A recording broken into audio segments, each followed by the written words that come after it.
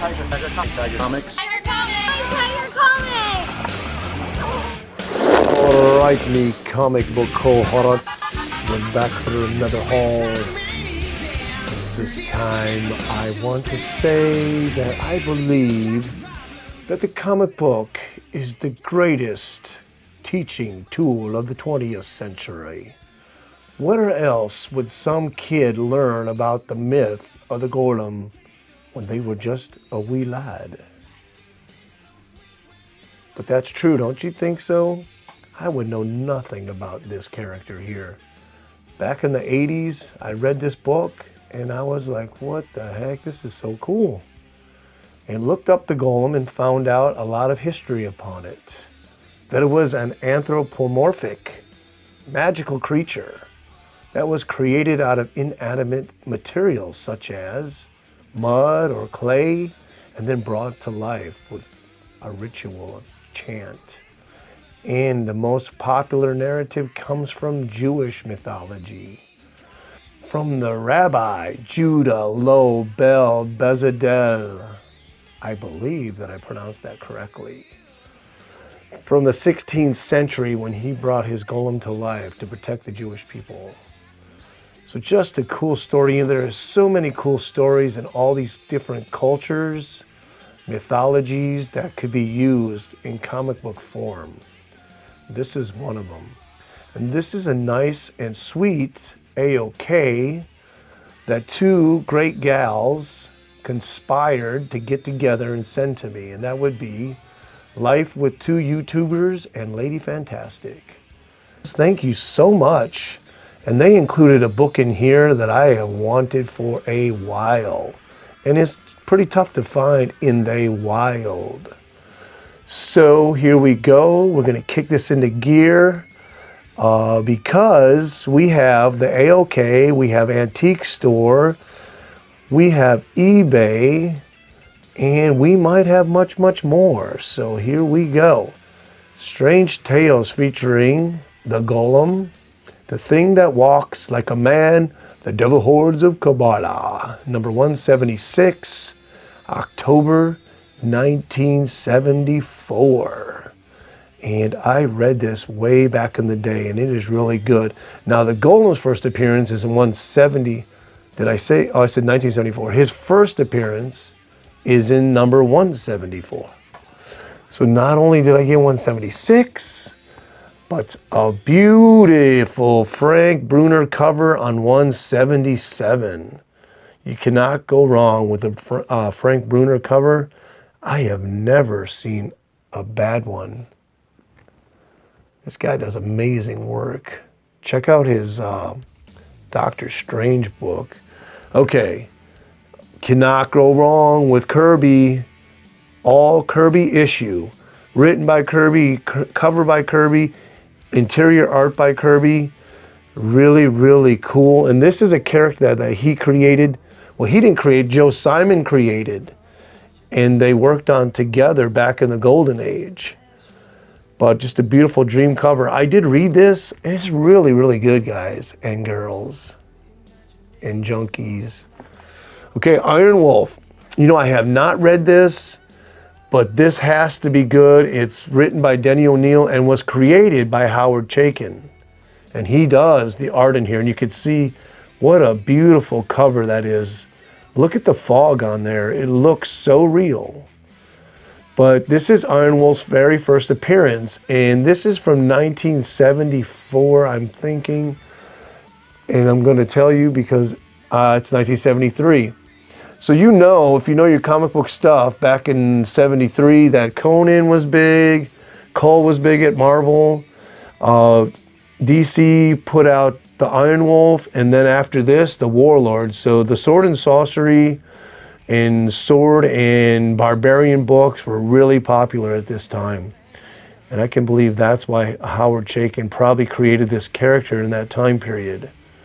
But this is all original for DC, where Conan was not. It was a property that belonged to, Howard, what's his name? So whatever his name was. It didn't belong to Marvel, though. So Iron Wolf number 9, Iron Wolf, And then you Atlas, 2 years later, had their Iron Jaw. These are some beautiful covers. Very stunning. Thank you, Life with Two YouTubers. Thank you, Life with Two YouTubers. And this is number 10. Very, very cool covers. This is not a Howard Chaykin cover, though. Love the pink leotard with the high heel, high platform shoes. That look very 70-ish. Beautiful cover. And then Warlord number 3, Mike Grell, his creation. He writes, he draws, he does the whole thing. This ran for 100 and some issues. And I have number 1, and I have the first appearance in first issues, and I have not read either one of those yet.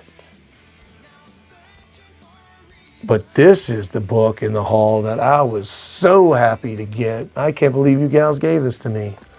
This is Don Newton, Charlton Comics, number 67, 1975. Just a beautiful Don Newton painted cover with the skull in the background. This just screams the original Phantom from the 1930s. So the Phantom was, in my belief, that everything that I've researched, the very first superhero in comic books. Published in 1930s, Lee Falk created the Phantom and also Mandrake the Magician, which, according to me, would be the second superhero in comics. Now, they didn't have the superpowers yet, like Superman, but they had costumes, they were fighting bad guys, and it was just in the vein of the superhero. So, shout outs to Lee Falk. He is one of my great heroes of the comic book history annals. So glad to have this finally. This is a hard book to find in the wild. Really tough. Everybody wants this book right here. And he has a few more covers that are painted also in that run. So speaking of Charlton, and watch our show tomorrow night. We are doing the history of Charlton Comics, broadcasted by the Go-To Geeks and hosted by Charlton 66. And he has got me on a Charlton kick. So you can see right here, I headed back to the antique store this morning.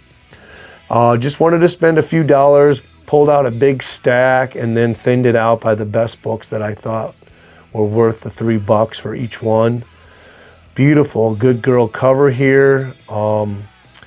Did not research this book on who did it. He's signed it right there.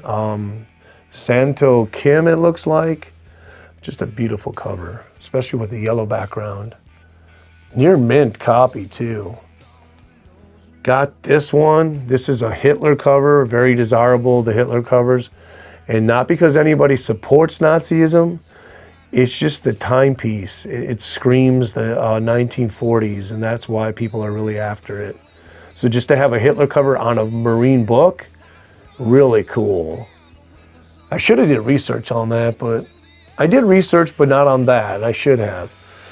This book I picked up, I didn't have it. It's a reprint of Simon and Kirby stories.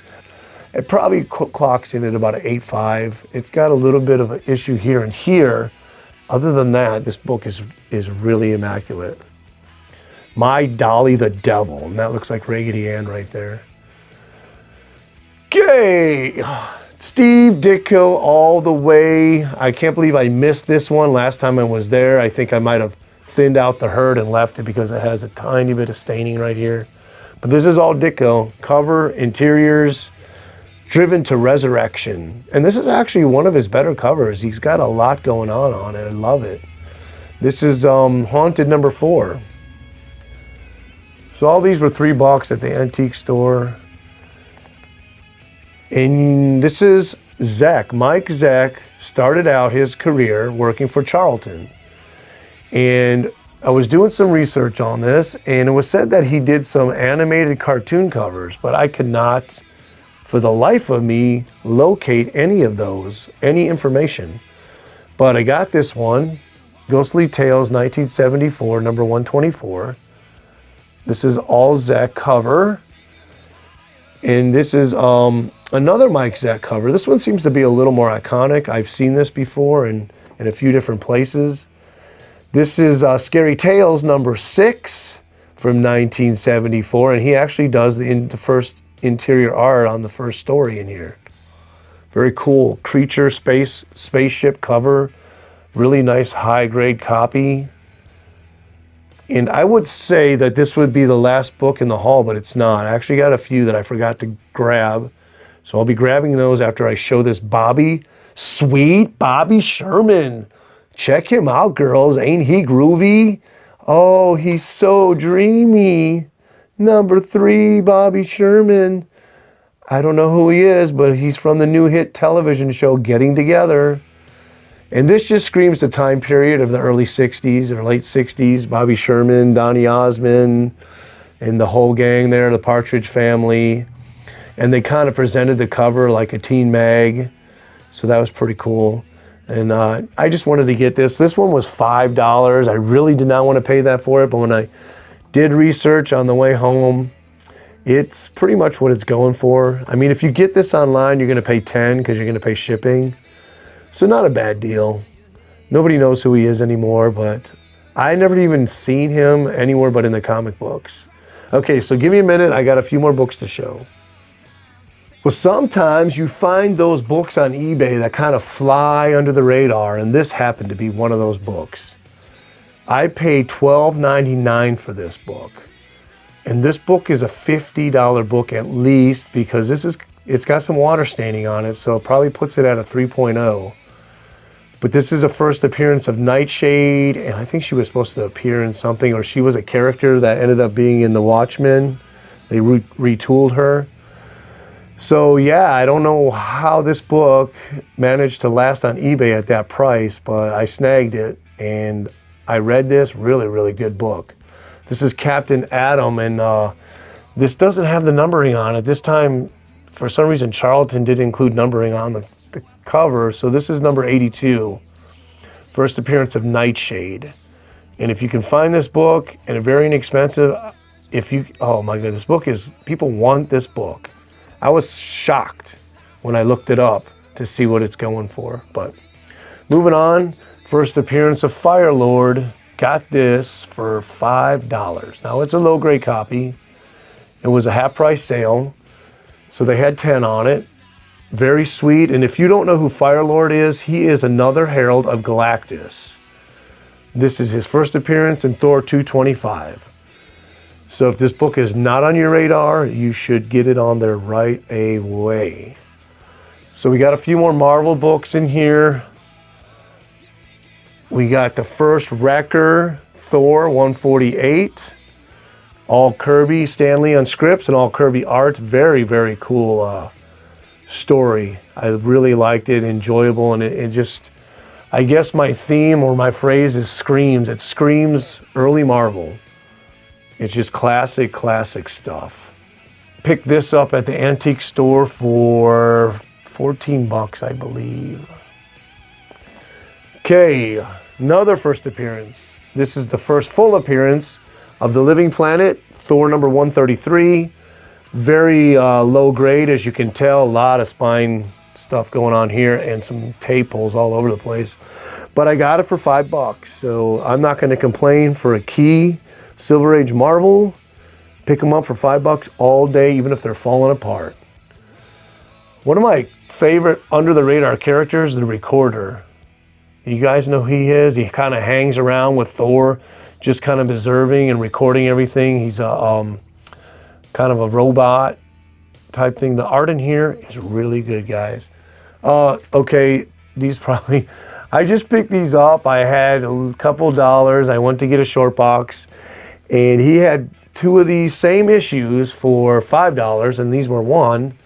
So I said, is there anything wrong with these? And he's like, no, I got them in a trade, so I just priced them cheaper.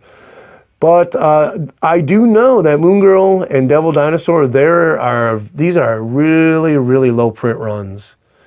And you never know what the property's going to do. I think they're trying to do something with this for the Disney Channel. So these are going to be really tough to find in a while. So I grabbed number 2 and number 3 for $1 each.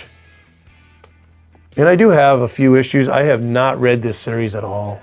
But you know, what the heck? I don't spec. I didn't buy them so I could turn around later and sell them for $50. I just bought them to read. I thought they looked fun. And that is it. I just don't have anything more. I mean, I could pull stuff out of these boxes, but you've seen it already. And I do have a sweet flea market haul. It's already shot and actually should have been out before this one. But I like to put the AOKs out and keep them fresh, you know, and it's just to honor those people that went out of their way to do something kind. So I'll hold off my regular hauls till later, and yeah, so you guys keep on the hunt and just watch Nighttiger comics, because you just never know what you'll be missing.